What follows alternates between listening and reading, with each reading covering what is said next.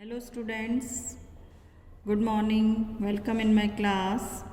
Today we start new chapter 10, that is reaching the age of adolescence.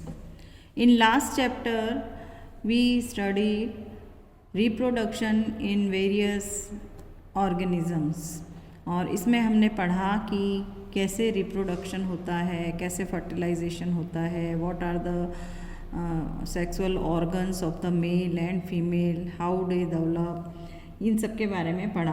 तो अब आज अपन पढ़ेंगे कि जब एडोलेसेंट की एज में हम पहुंचते हैं तो हमारे में क्या क्या चेंजेस आते हैं और इस चेंजेस के दौरान जो है एडोलेसेंट क्या फील करते हैं, कैसा उनको लगता है और क्या क्या बातें उन्हें ध्यान रखनी चाहिए।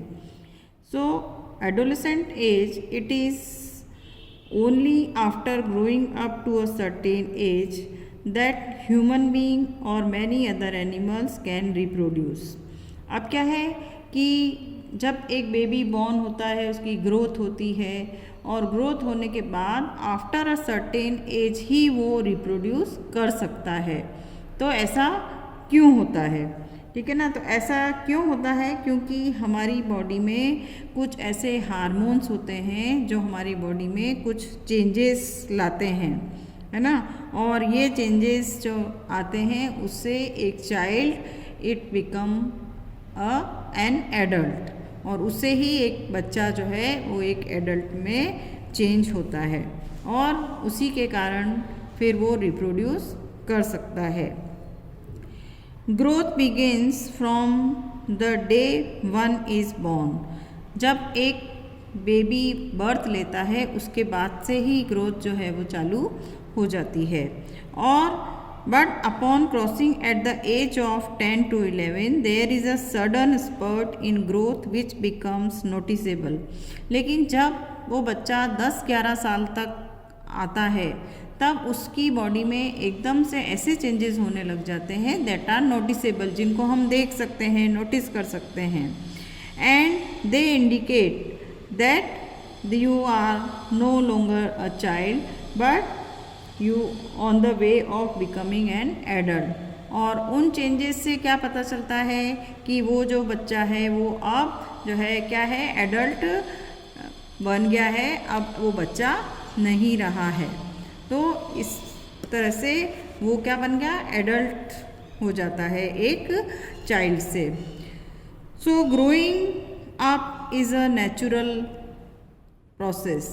जो भी ग्रोथ है वो क्या है, एक नेचुरल प्रोसेस होती है और इस नेचुरल प्रोसेस में there is no need to worry, और इसमें कोई भी हमें चिंता करने की बात नहीं है। When the body undergoes changes leading to reproductive maturity, it is called adolescence. और जब हमारी बॉडी में ये चेंजेस होते हैं और हम जो है रिप्रोडक्टिव मैच्योरिटी पे आते हैं, then it is called adolescent age. अब एडोलेसेंट एज जो है वो बॉयज़ और गर्ल्स में थोड़ी सी डिफरेंट होती है। It starts from 11 and it last from 8 up to 18 and 19 years of the age. अब क्या होता है कि गर्ल्स में जो है ये एज थोड़ी 1-2 साल पहले शुरू हो जाती है। It starts from 11 and in boys start from 12 to 13 years.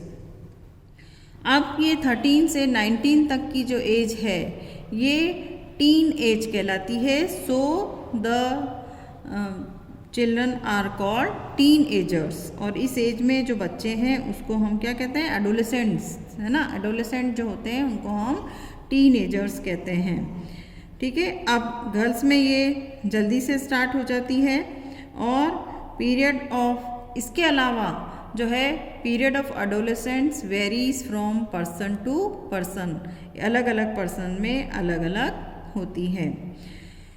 तो इसमें क्या होता है, कुछ इनहेरिटेंस कैरेक्टर हैं, कैसी आप डाइट लेते हैं, ये सब डिपेंड करता है कि आप की ग्रोथ कैसी होगी। The human body undergoes several changes during adolescence and these changes mark the onset of puberty. जैसे ही ये चेंजेस स्टार्ट होने लगते हैं तो ये प्यूबर्टी की स्टार्टिंग होती है।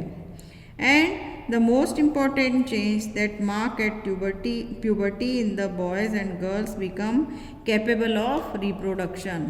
और सबसे रिमार्केबल चेंज क्या है कि इसमें जो एडोलेसेंट है उनको रिप्रोडक्टिव मैच्योरिटी आ जाती है and they can reproduce now.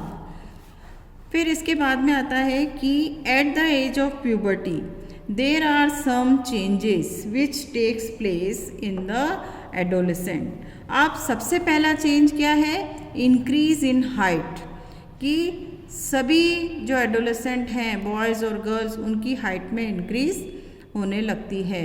The most conspicuous changes during the puberty is the sudden increase in height, कि उनकी एकदम से हाइट इंक्रीज होने लगती है। जैसे ही बॉयज़ 9th-10th में जाते हैं और गर्ल्स उनकी हाइट में इंक्रीज होने लगता है और उनकी जो लेग्स एंड आर्म्स की जो लॉन्ग बोन्स है they get elongated and they makes the person tall. और इससे वो जो भी लंबी बोन्स है हमारे हाथ पैर की वो बढ़ने लगती है और हमारी लंबाई बढ़ जाती है।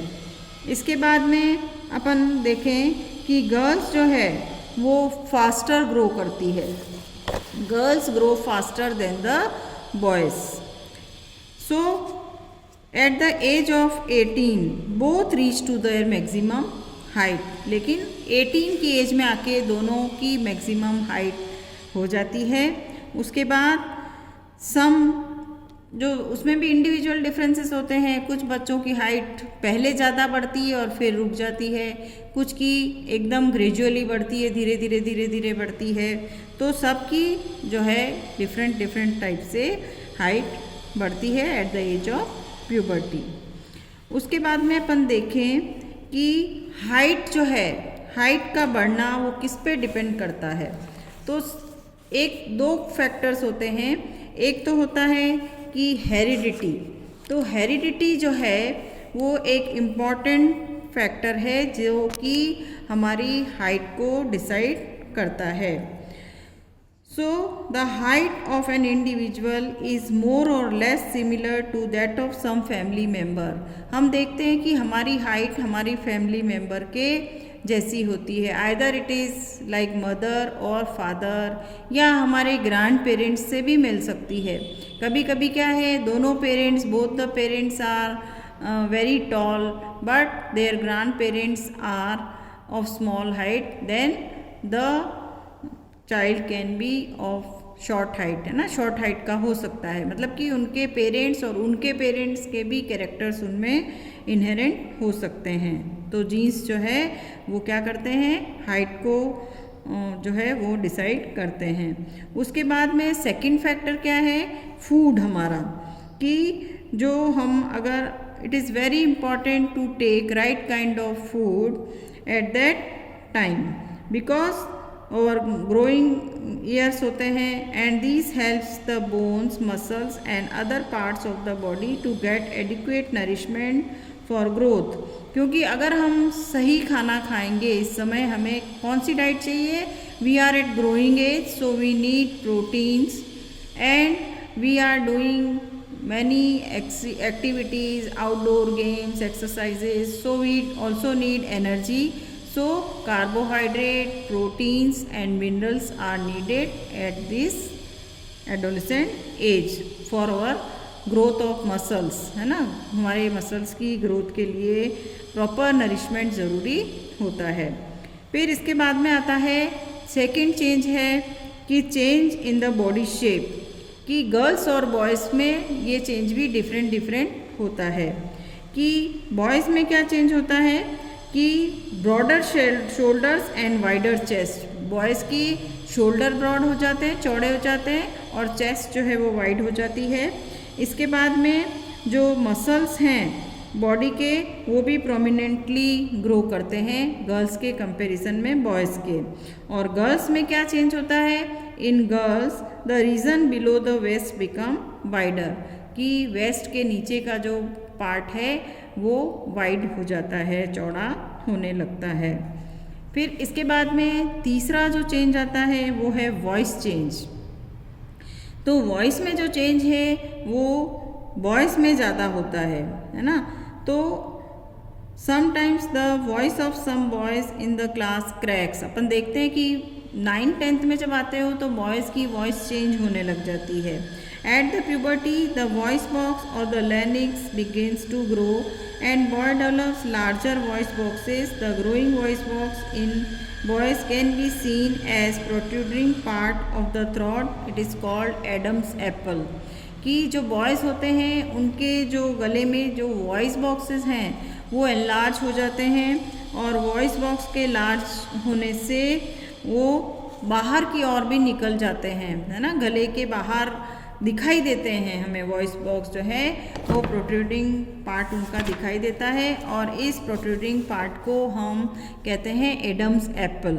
ठीक है, देखो ये वाला जो पार्ट है ये ऐसा निकला हुआ सा दिखता है, इसको हम एडम्स एप्पल कहते हैं। तो एडम्स एप्पल जो है वो गर्ल्स में जो है लर्निक्स जो होते हैं वो विजिबल नहीं होते हैं, और वो छोटे साइज़ के होते हैं, और गर्ल्स में हाई पिच साउंड होती है, मतलब पतली आवाज़ होती है जिसकी फ्रीक्वेंसी ज़्यादा होती है, जबकि बॉयज़ की आवाज़ जो है वो बहुत मोटी सी हो जाती है। कई बार जो है ये एडम्स एप्पल जो है उसका ग्रोथ आउट ऑफ कंट्रोल हो जाता है, और उनकी आवाज़ बहुत ज़्यादा सी हॉर्स हो जाती है। लेकिन इसमें कोई भी जो है वो घबराने की बात नहीं है, क्योंकि कुछ वीक्स के बाद में इट अगेन नॉर्मल।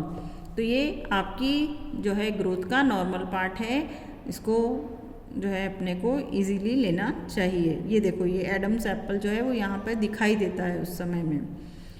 फिर आता है कि अगला चेंज आता है increase activity of the sweat and sebaceous glands, कि जो हमारी ऑयल ग्लैंड्स हैं और स्वेट ग्लैंड्स हैं वो इस समय बहुत एक्टिव हो जाती है।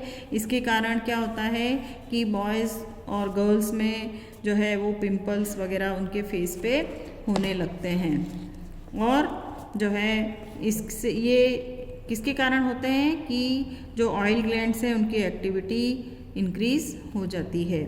उसके बाद में आता है कि अगला जो चेंज है वो development of the sex organs.